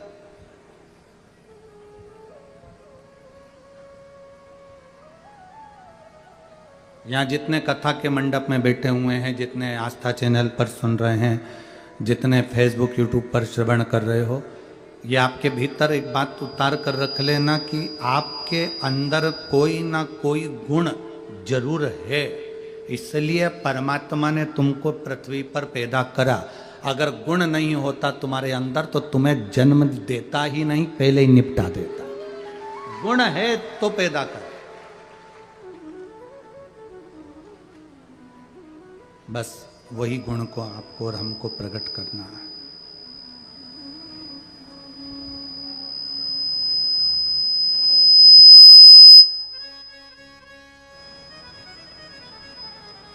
ऐसा कोई जन्म ही नहीं लिया जो व्यर्थ हो। एक कथा आपके अंदर उतार के रखना, जो हमने पहले कही आज फिर कह रहे हैं।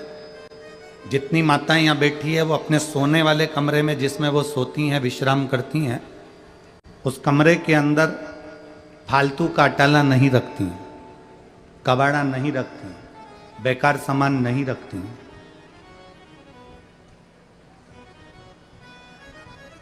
जिसमें वो सोती हैं, जिस कक्ष में वो माताएं विश्राम करती हैं, उसमें अटाला नहीं रखती, उसमें कबाड़ा नहीं रखती।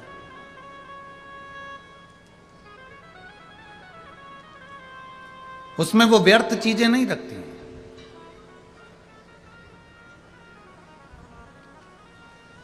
शिव महापुराण की कथा कहती है, जिस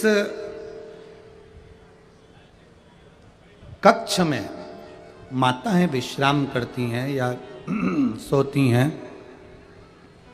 आराम करती हैं, सोते हैं, उस कक्ष में वो कबाड़ा नहीं रखते, बेकार सामान नहीं रखती, कीमती सामान, अच्छा सामान रखती हैं।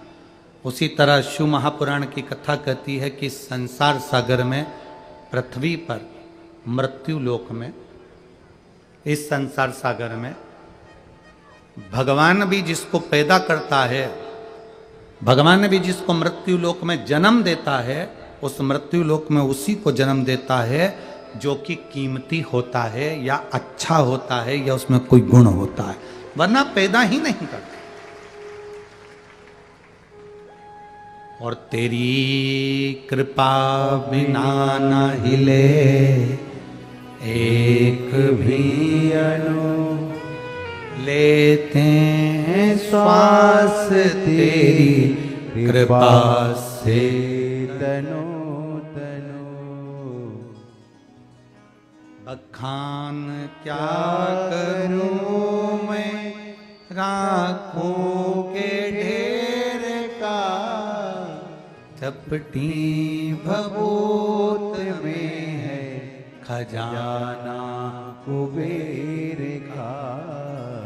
हे गंगाधार मुक्ति द्वार ओमकार तू, भोले ओमकार तू, आयो शरण तिहारी शंभु तार तार तू। ये शिव की उदारता। हमारे बीच में माननीय राजा साहब जी ठाकरे जी की धर्मपत्नी श्रीमती शर्मिला ताई है ना,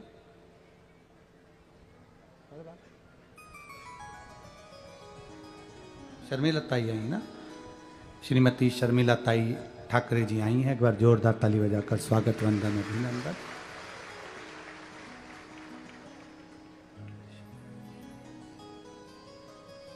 बहुत बहुत साधुवाद जो शिव की कथा में बाबा की रस भक्ति को श्रवण करने आप पधारे, उसके लिए बहुत बहुत साधुवाद। एक बार जोरदार ताली बजाकर स्वागत वंदन। शिव तत्व को धारण करो,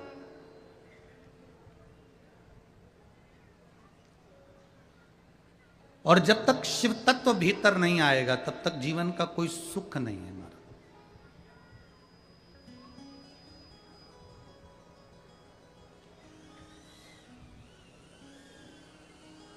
राम जी को प्रसन्न करना हो तो क्या बोलना पड़ता है? जम के बोलो जरा। मान लो राम जी को प्रसन्न करना हो तो क्या बोलना पड़ेगा?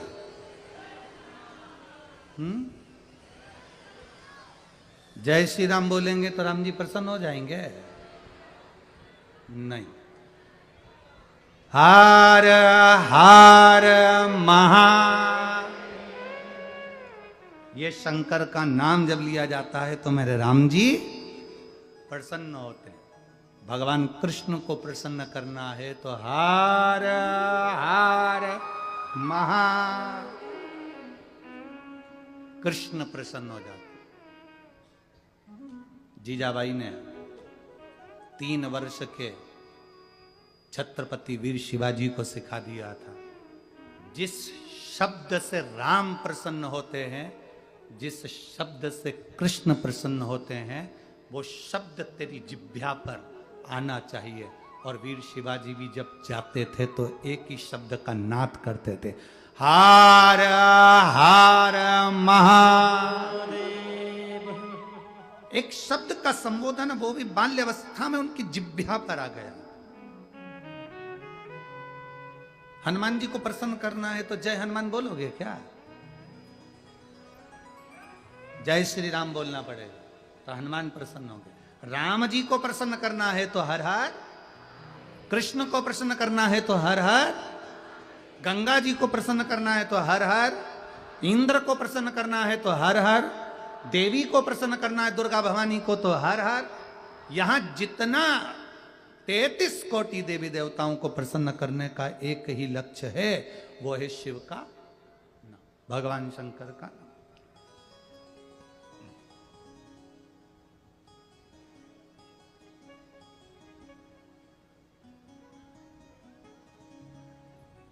कलिकाल में कैलाश पर्वत से बड़ा कोई लोक नहीं है। कैलाश पर्वत से बड़ा कोई लोक नहीं है और श्री शिवाय नमस्तुभ्यम से बड़ा कोई श्लोक नहीं है। आप जपो जपो, ओम नमः शिवाय बोलो, राम नाम बोलो, कृष्ण नाम बोलो, शिव नाम बोलो, शिव से बड़ा कोई श्लोक नहीं। जब हम श्री शिवाय नमस्तुभ्यम बोलते हैं तो हम अपनी आत्मा से, चित्त से, मन से, वृत्ति से, शरीर से भगवान के चरणों में झुक गए होते हैं, प्रणाम कर रहे, नमन कर रहे।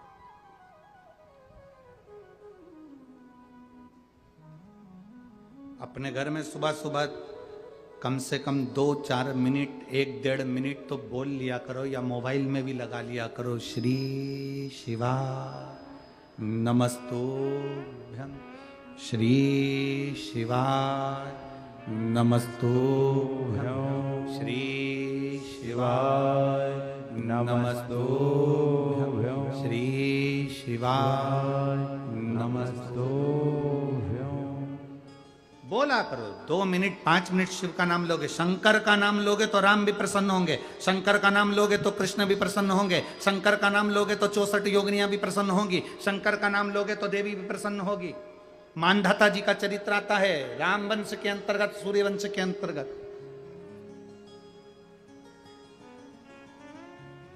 एक चरित्र आया है राजा मानधाता का। शिव कथा कहती है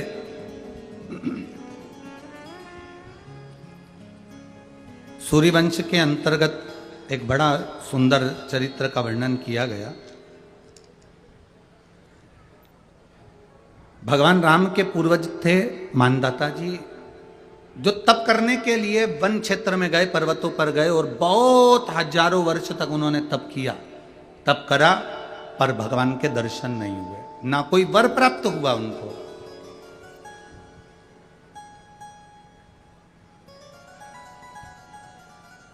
अब मानधाता जी बड़े दुखी हो गए कि मैंने इतना तप करा, मैंने इतनी साधना करी और मुझे उसका फल ही नहीं मिल रहा। मेहनत करो और फल ना मिले तो दिल तो दुखता है, परिश्रम करो और फल ना मिले तो मन तो दुखता है। इतनी दूर दूर से लोग चलकर यहां तक पहुंचे, लाखों की संख्या में आप लोग आए हो, जहां जगह मिल जाए, धूप में, छांव में, पेड़ के नीचे, घरों में, रोडों पर, जहां जगह मिल गई आप वहां बैठ गए, कथा सुन रहे।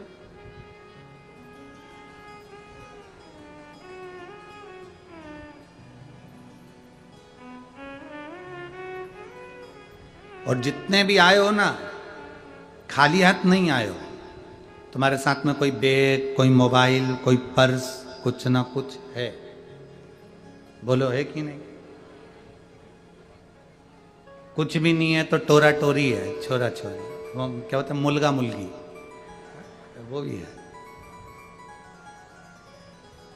मतलब तुम कुछ ना कुछ तो लेकर आए, पक्का।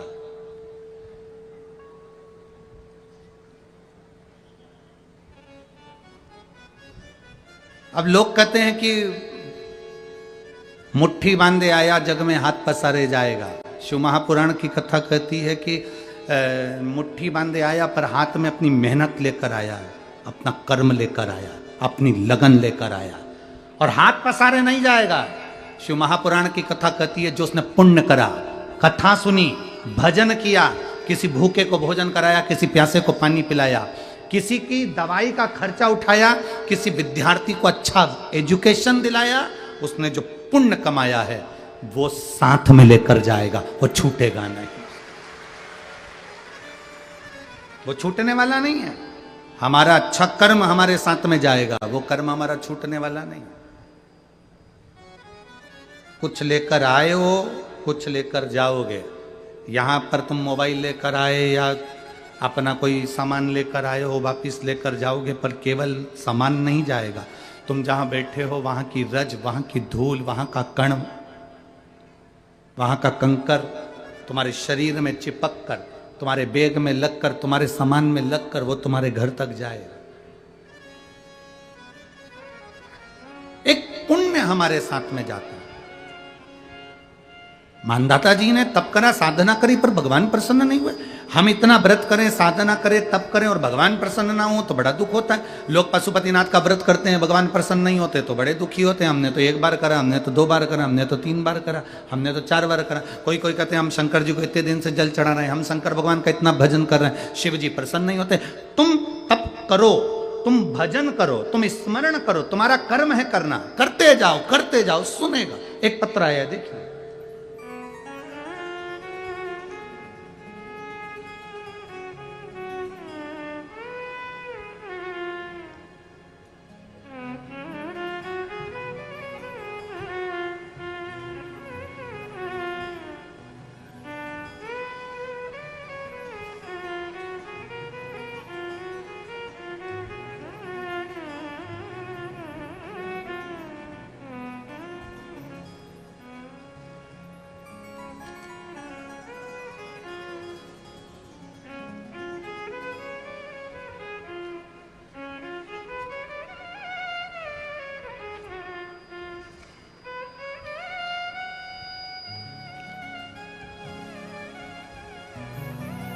मेरा नाम उज्ज्वला, मेरा गांव नले गांव, मंडल इचोड़ा, जिला आदिलाबाद, तेलंगाना। मेरा मोबाइल नंबर ये है। कहीं बैठी हो तो हाथ हिला सकती हैं, जहाँ कहीं बैठी हो हाथ हिला सकती हैं। मेरा नाम उज्ज्वला, मेरा गांव नले गांव, मंडल इचोड़ा, जिला आदिलाबाद, तेलंगाना। मोबाइल नंबर मेरा ये। कहीं बैठी हैं? अच्छा इधर है, हाथ हिला दे। श्री शिवाय नमस्तुभ्यं। गुरुजी, आज मैं कथा में बैठी हूं, बड़ी खुश होकर बैठी हूं। शायद मेरे बराबर दुनिया में कोई खुशी बाबा ने किसी को ना दी होगी। मुझे ब्रेस्ट कैंसर हुआ था। आजा बेटा, बेलपत्र ले जाना, आ जाओ। मुझे ब्रेस्ट कैंसर हुआ था। मैं हॉस्पिटल में एडमिट थी और कैंसर के हॉस्पिटल में डॉक्टर ने मेरा ब्रेस्ट निकालने का बोल दिया था। अब मेरा ब्रेस्ट निकालने का बोला गुरुदेव। उसी कैंसर के हॉस्पिटल में पोछा लगाने वाली बाई ने मुझसे कहा, जीजी आपको ब्रेस्ट कैंसर हो गया है और आपका ब्रेस्ट निकाल रहे हैं, ऑपरेशन होगा। वो पोछा लगाते लगाते वो बाई बोली कि एक काम करो ना, आपका कोई रिश्तेदार अगर आपके घर पर हो तो उसको बोलकर एक बार शंकर जी का चढ़ा हुआ पानी मंगवाओ ना और थोड़ा सा पियो ना। कौन बोली है ये? जम के बोलो जरा। पोछा लगाने वाली हॉस्पिटल में झाड़ू पोछा कर रही। मैंने अपने परिवार वालों से कहा कि ऑपरेशन बाद में कराएंगे, पहले मैं पशुपतिनाथ का व्रत करना चाहती हूं। पशुपति व्रत? हाँ, मुझे एक महिला ने कहा है मुझे पशुपति व्रत करना है और शंकर जी पे चढ़ा हुआ पानी पीना, इसके बाद मैं ब्रेस्ट का ऑपरेशन कराऊंगी, इसके बाद मैं कैंसर का ऑपरेशन कराऊंगी और ब्रेस्ट निकल पाऊंगी। मैं अभी ब्रेस्ट नहीं निकल पाऊंगी ना, मैं अभी कैंसर का ऑपरेशन कराऊंगी। मुझे केवल एक बार पशुपति व्रत कर लेने दो, उसके बाद मेरा ब्रेस्ट निकाल देना, कैंसर का ऑपरेशन कर देना। मेरे परिवार के लोग घर ले गए। मैंने उसी बीमारी में भगवान शंकर के 5 पशुपति व्रत करे, शिव जी पे चढ़ा हुआ जल पिया, बाबा का बेलपत्र खाया। हर रोज मंदिर में जल चढ़ाने जाती हूं, बाबा का चढ़ा हुआ जल पीती हूं।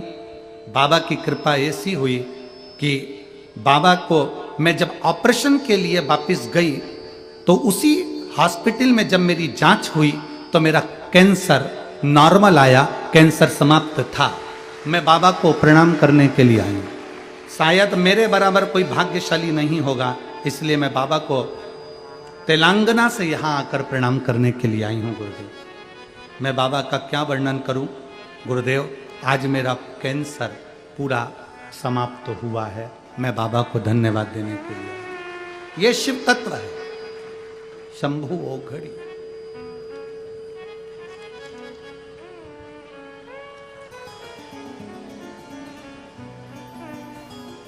और खाली ना जाता कोई दर, मिल जाए कथा श्रवण करने को तो साधुता दीजिए। आदर करना ना भूले।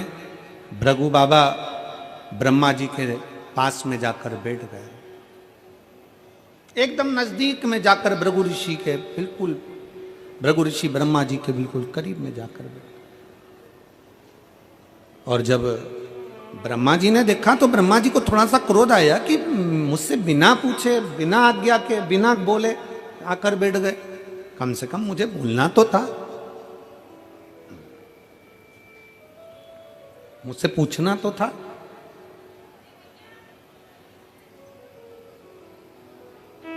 चले और फिर एक निवेदन बड़े भाव से करेंगे कि बैठो, मना नहीं, पर आज्ञा लेकर बैठो, मना नहीं पर आज्ञा लेकर। आजा बेटा।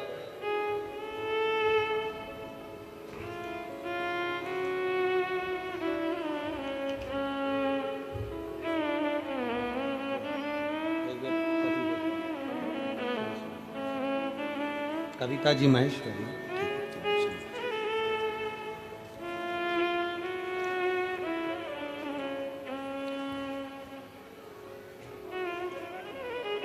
बड़े आनंद के साथ बैठना चाहिए। और कोई आदरणीय बैठा है, कोई बड़ा बैठा है, कोई सत्कार करने वाला बैठा है, कोई साधु जन है, कोई सन्यासी जन है, कोई तपस्वी जन है, कोई साधक है, कोई उपासक है, उसको भी सम्मान देना चाहिए। भृगु ऋषि वहां से चल दिए। अब सीधे भृगु बाबा पहुंच गए तीनों देवताओं के पास, जाते जाते भगवान शंकर के पास, ओगड़दानी के। और शिव शिव है, बैठे थे। 33 कोटि देवताओं में सबसे ज्यादा अगर सम्मान करने वाले कोई देव हैं तो वो देव अधिदेव महादेव हैं। अगर एक भूत भी आता है तो मेरे शंकर भगवान उसको भी नमन कर कर उसका आदर करते हैं। एक कोई पिशाच भी आता है, कोई असुर भी आता है, कोई गंधर्व भी आता है, कोई देवता भी आते हैं, और कोई भगवान शंकर के दरवाजे पर अगर भूत प्रेत गंधर्व अप्सरा असुर किन्नर यहां तक कोई भी आ जाए, भगवान शंकर उसका आदर करते, उसका सम्मान करते।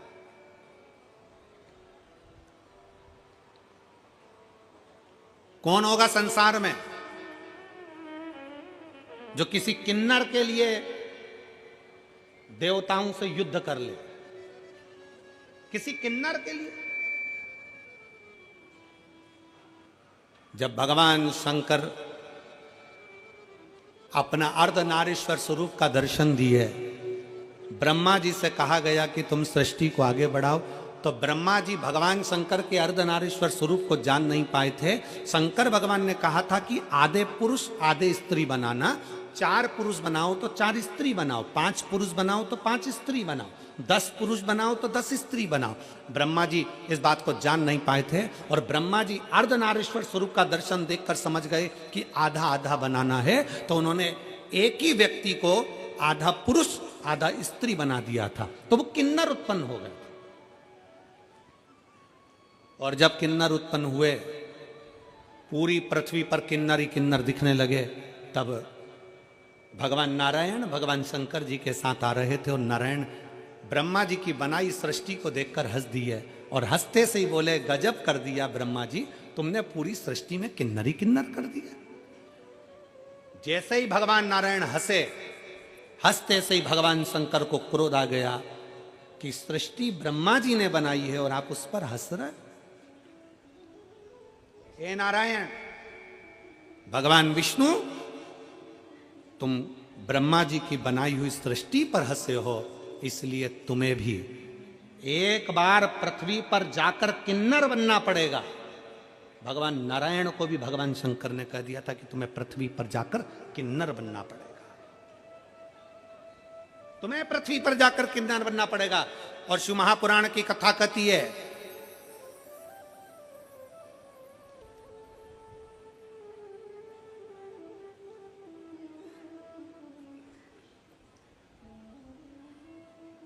शिव महापुराण का चरित्र कहता है, जिस समय पर पांडव और कौरवों का युद्ध हो रहा था, कौरव और पांडवों के युद्ध में ध्यान में आया, भगवान कृष्ण ने कहा कि अर्जुन, तुम्हारा एक पुत्र उलूपी का पुत्र अरावन वन में रहता है, उसको भी युद्ध के लिए लेकर आओ।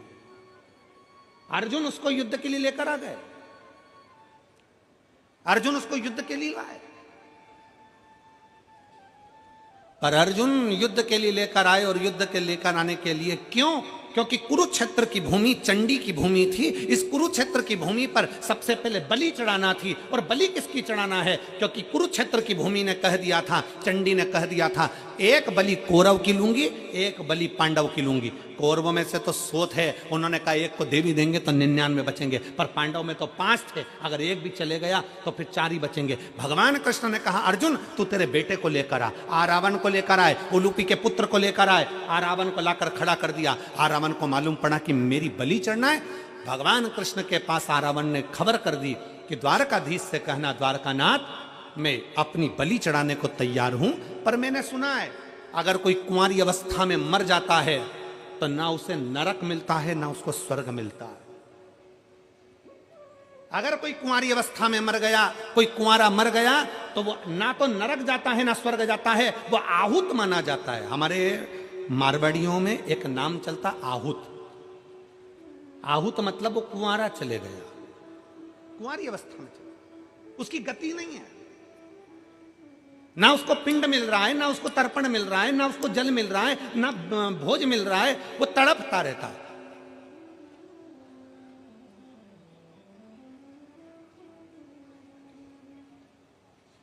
उस रावण ने कहा, अगर मैं कुंवारी अवस्था में मर गया तो मुझे गति नहीं होगी। मेरा एक निवेदन है, कल मेरी बलि चढ़ा देना, पर सबसे पहले मेरे ब्याह करा दो, शादी करा दो। अब युधिष्ठिर को लगा आज रात में कहां की लड़की मिलेगी जिससे शादी कराई जाए, लड़की कहां से ढूंढी जाए जिससे विवाह कराया जाए। ढूंढने में लग गए। हस्तिनापुर में कोई लड़की नहीं मिली, पास में कोई लड़की नहीं मिली। तब भगवान कृष्ण ने जान लिया, अगर ये इसका विवाह नहीं हुआ तो ये कल बलि में नहीं आएगा, और बलि में नहीं आया तो फिर युद्ध रह जाएगा। भगवान कृष्ण को याद आया कि शंकर जी ने श्राप दिया था कि नारायण तुम किन्नर पर हंसे हो, इसलिए तुमको भी किन्नर बनना पड़ेगा। आज भगवान कृष्ण किन्नर का रूप धारण कर लिए। भगवान कृष्ण ने किन्नर का रूप धारण करा, रावण के साथ विवाह करा। विवाह करने के बाद भगवान जब आरावण के प्राण चले गए तो भगवान नेत्रों से नीर बहाते रहे। आज भी किन्नर गले में मंगलसूत्र पहनते हैं, आज भी किन्नर पाँव में बिछुड़ी पहनते हैं, आज भी किन्नर हाथ में चूड़ा पहनते हैं, मांग में सिंदूर भरते हैं। कौन है उनका पति? शिव महापुराण की कथा कहती है आरावण के साथ प्रत्येक किन्नर का विवाह होता है। एक रात्रि का विवाह एक घड़े के साथ आरावण के साथ किया जाता है, फिर उस घड़े को तोड़ दिया जाता है। किन्नर का सुहाग अखंड माना जाता है। किन्नर का सौभाग्य, इसलिए हमारे यहाँ मंगल शकुन में, शादी ब्याहों में, बच्चों के जन्मदिन पर किन्नर आते हैं, क्योंकि सृष्टि पूर्ण पहले किन्नर की थी। पूर्ण सृष्टि। कौन देव होगा? देवताओं में 33 कोटि देवी देवताओं में केवल एक देव है, देवाधिदेव महादेव, जो सबका सम्मान करना चाहते हैं। भूत भी आया तो उसका भी सम्मान है, प्रेत भी आया तो उसका सम्मान है, डाकनी, पिशाचनी, चुड़ैल, भयंकर आए तो भी सम्मान है, गंधर्व आए तो सम्मान है, अप्सरा आए तो सम्मान है, किन्नर आए तो सम्मान है, सुर आए तो सम्मान है, असुर आए तो सम्मान है। सबका सम्मान किया मेरे शिव जी ने, सबका आदर करा मेरे शंकर,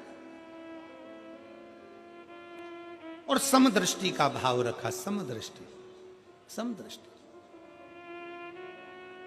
आज हम आ रहे थे तो हमने देखा कि रास्ते में बहुत भीड़ थी, तो जो लोग ट्रैक्टर ट्राली से आ रहे थे या जो लोग लोडिंग गाड़ियों से आ रहे थे वो भी वहीं उतर रहे थे, और जो वीआईपी गाड़ी से आ रहे थे वो भी वहीं उतर रहे थे। मैं मेरठ के कलेक्टर महोदय को, SP, SSP, IG, commissioner, TI, SDM, DM, यहाँ के सारे पदाधिकारियों को, एक एक पुलिस कर्मचारियों को, और यहाँ के मीडिया को, सबको साधुवाद देता हूँ कि एक एक पुलिस वाले ने बिल्कुल समदृष्टि से यहाँ कार्य किया। उसके लिए साधुता, उसके लिए साधुता। गरीब भी आ रहा था तो भी उन्होंने गाड़ी वहां खड़ी करवाई, और अमीर भी। हमने इस बात के लिए वो शिवम बेटे को, जो शिवम गाड़ी लेकर आ रहे थे, गोयल, हमने उसको कहा बेटा शिवम से, वो पीछे करण बेटा था, हमने उनको भी कहा यहाँ समता का भाव ये देखने को मिला। इसलिए यहाँ की प्रशासन को, मैं मेरठ प्रशासन को बहुत बहुत साधुवाद देता हूँ। एक बार जोरदार ताली बजाकर उनको साधुवाद दीजिए इसके लिए, बहुत साधुवाद। सब में समता का भाव।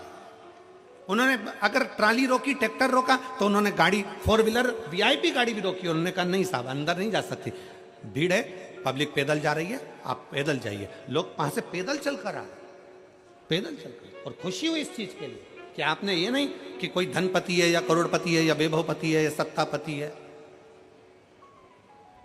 और होना चाहिए, आप वैभवपति सत्तापति देखोगे वो भी तो किसी का पति है।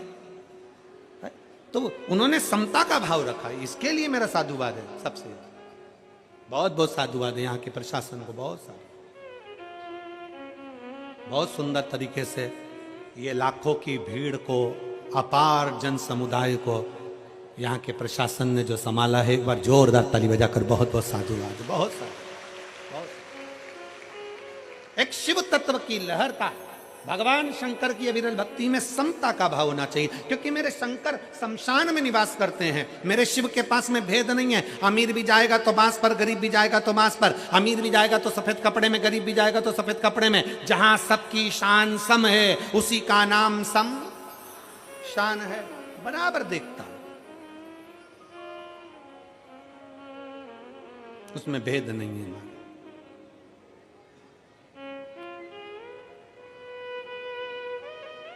भृगु बाबा आए, शंकर भगवान के सामने भृगु ऋषि आ गए, और जैसे ही आए भगवान शंकर अपने सिंहासन छोड़ दिए। भगवान शंकर अपने स्थान से उठकर खड़े हो गए, और भगवान शंकर स्थान से खड़े होकर भृगु ऋषि के हाथ जोड़कर कहते, आओ भृगु बाबा, आइए, आपका स्वागत है। और जैसे ही भृगु ऋषि पास में आने लगे, शंकर भगवान दोनों हाथ फैलाकर भृगु ऋषि को गले लगाने लगे।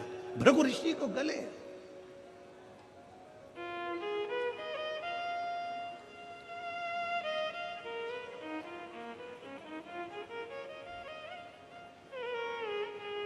शिव महापुराण की कथा कहती है, विद्वान से ज्यादा श्रेष्ठ होता है विद्यावान। कौन? जम के बोलो। विद्यावान। तुमने डिग्रियां ले ली, कुर्सी ले ली, पद ले लिया, खूब बड़े विद्वान बन गए, और तुम्हारे अंदर अगर नम्रता नहीं है तो तुम्हारी डिग्रियां वो शून्य के बराबर है। तुम्हारी डिग्रियां शून्य के बराबर है। विद्वान से बड़ा होता है विद्यावान। इसलिए हनुमान जी महाराज को कहा जाता विद्यावान, गुणी, अति चातुर, राम काज करीबे को आतुर। हनुमान जी को विद्यावान कहा गया, विद्वान नहीं। हनुमान जी विद्वान नहीं कहे गए।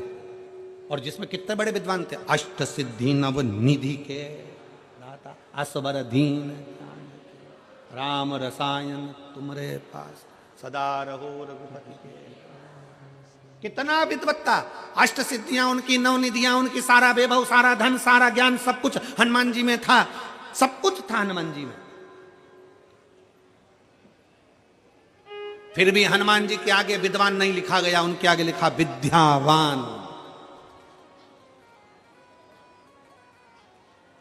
एलईडी वालों उनसे निवेदन है, एलईडी का ध्यान दीजिए थोड़ा। मेरा माताओं से निवेदन है, अगर एलईडी नहीं चल रही है तो सावधानी से कथा सुनिए। हो सकता है भीड़ के कारण बस पिन वगैरह निकल जाती है, तो हो सकता है। विद्वान और विद्यावान दोनों में, दोनों में।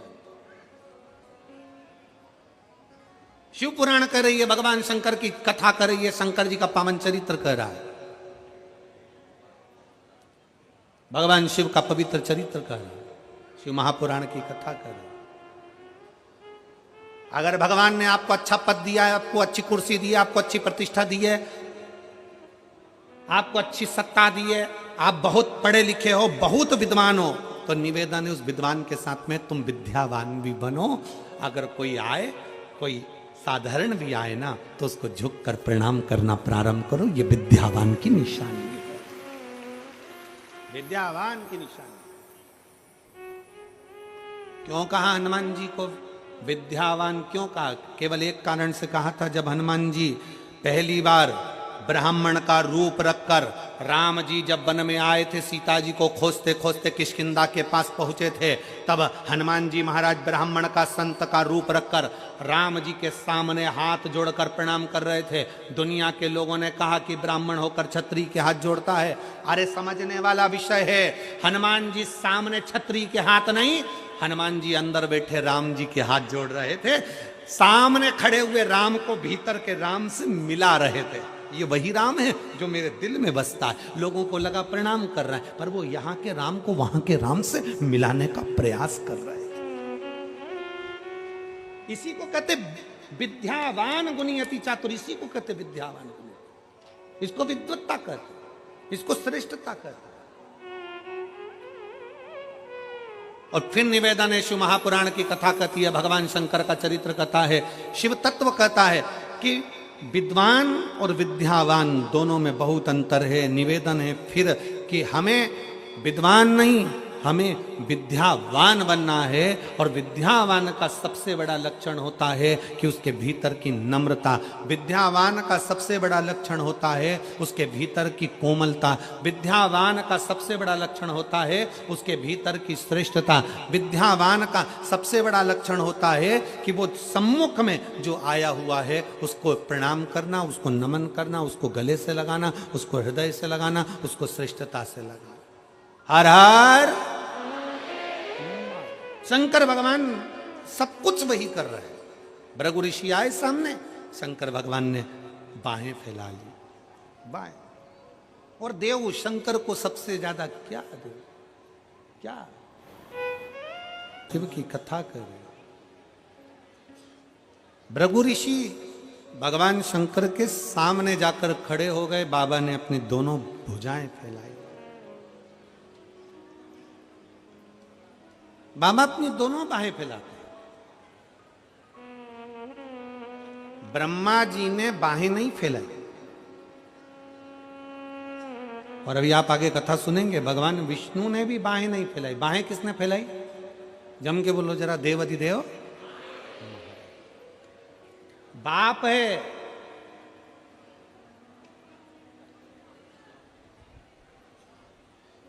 एक पिता के दो बेटे। एक बेटा कहता पापा मुझे मेरी जायदाद का हिस्सा दो, मुझे तुम्हारे साथ नहीं रहना, तुम आज की सोच के हो, मैं तुम पुरानी सोच के हो, मैं आज का सोच का हूं, मैं आज के विचार का व्यक्ति हूं, मुझे तुम्हारे साथ नहीं रहना, मेरी जायदाद का हिस्सा दो, अब भी कि अभी मुझे मेरी प्रॉपर्टी चाहिए। पिताजी ने वकील बुलवाया, वकील साहब से कहा सर मेरा बेटा जायदाद का हिस्सा मांग रहा। वकील साहब ने कहा आपके कितने बेटे हैं? कहा दो। मेरा ये बेटा जायदाद का हिस्सा मांग रहा है। तुम्हारा बड़ा बेटा भी जायदाद मांग रहा है क्या? नहीं, वो मना कर रहा है, मेरे को नहीं चाहिए। एक काम करो, वकील साहब बोले 3 हिस्से प्रॉपर्टी के करो, एक तुम्हारा, बड़े बेटे का, छोटे बेटे का। ठीक है। छोटे बेटे को जायदाद का हिस्सा दिया, वो शहर चले गया। छोटे से गांव से निकलकर बड़े शहर में गया तो शहर में जाते से ही उसके 3 मित्र बन गए। पहला ताली, दूसरा थाली, तीसरा प्याली। कौन कौन से बने? जम के बोलो जरा। ताली, ताली मतलब प्रशंसा करने वाले, वाह वाह वाह, जोरदार, बहुत बढ़िया, और कर, मतलब गलत काम में डुबाना। दूसरे नंबर पर है थाली मित्र, होटल में ले जाकर खिलाने वाले, इसलिए खिलाते हैं कि आज हमारे पैसे से खिलाएंगे, कल इसका पूरा धन हम ही जीन जाएंगे। थाली मित्र। और तीसरे नंबर पर जम के बोलो जरा, प्याली मित्र। अपने पैसे से पीना सिखाते हैं, जब आदत हो जाती है, लत लग जाती है, तब उसके पैसे से खुद पीते हैं और उसको बर्बाद कर देते हैं। ये 3 मित्र हैं, 3 मित्र। नशे से मुक्त हो,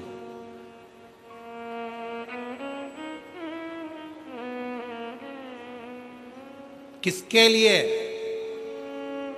शराब का नशा छोड़ दो, गांजे का नशा छोड़ दो, चिलम का नशा छोड़ दो, जो व्यर्थ के नशे हैं उसको छोड़ दो, तंबाकू, गुटखा, पाउच छोड़ दो। किसके लिए? सीहोर वाले महाराज के लिए नहीं,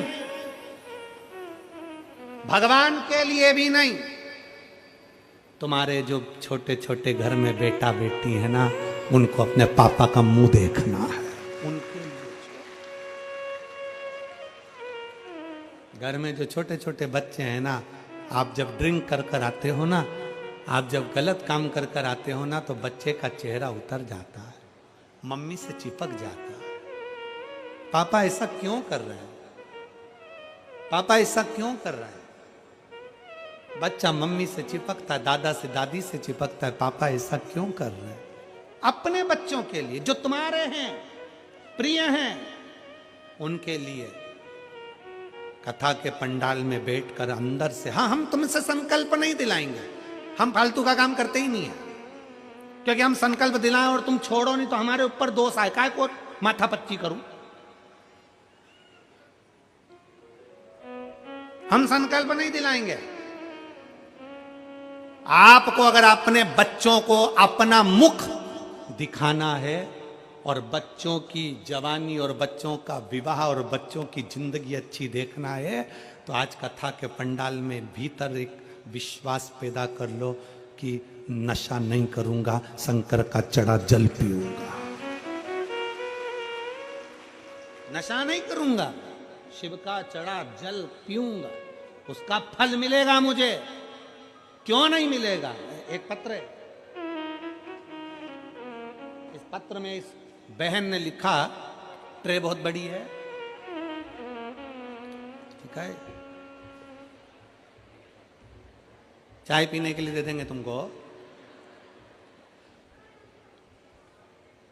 मैं राजेश, मेरे पति का नाम रंजीत सिंह है, कहीं बैठे हो तो हाथ हिला सकते हैं। मैं हिंडोल, जिला चरखी, दादरी, हरियाणा की निवासी हूं।